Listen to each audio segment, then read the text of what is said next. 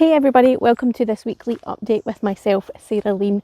Thank you for joining me today. I am just taking a break from my desk. I'm out for a little stroll in amongst the weeds by the looks of it. But I thought I'd bring you along and enjoy some of this lovely weather that we're having here in Scotland at the moment. Now, in terms of news, it's been a bit of a quiet news week, but there are some Azure news things that I want to cover off. So the first one is in public preview, we can now use Azure Automanage with your Azure Arc enabled machines.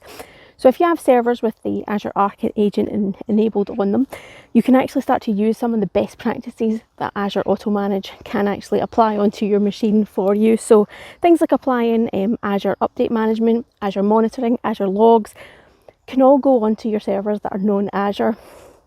And you can do that much more seamlessly with using Azure Arc and Azure Automanage.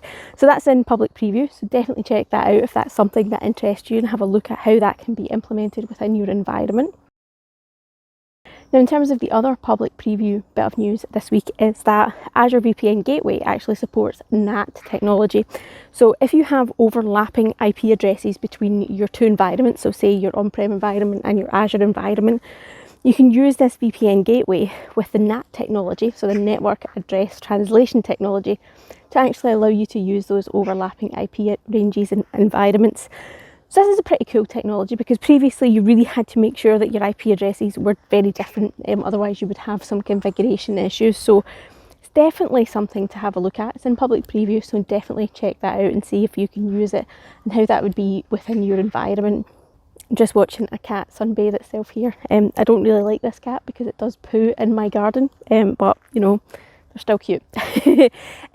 So yeah, the other bit of news is obviously Windows 11 was announced last week, which is big news. I'm still trying to form an opinion on Windows 11, if I'm honest. I only installed it onto a laptop yesterday, so I'm still getting used to where everything is, and especially now that the taskbar and the start menu and stuff like that are in the middle. My muscle memory is definitely looking over to the left, but everything's in the middle, so it's been a bit of a change for me, but less than 24 hours using it, I think, at this point, so still getting used to it at the moment. It is available if you want to try it out on the Windows Insider dev channel. Now, the dev channel is potentially something that you have to watch for, or at least I always watch for.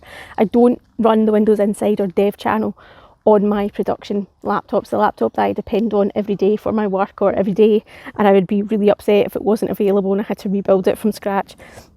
So it's just using a spare laptop that I have, and I'm okay if it dies, if something goes wrong with the build and I have to rebuild it. There's nothing really on the laptop. It's just for you know, browsing the internet and checking email and stuff like that with a keyboard.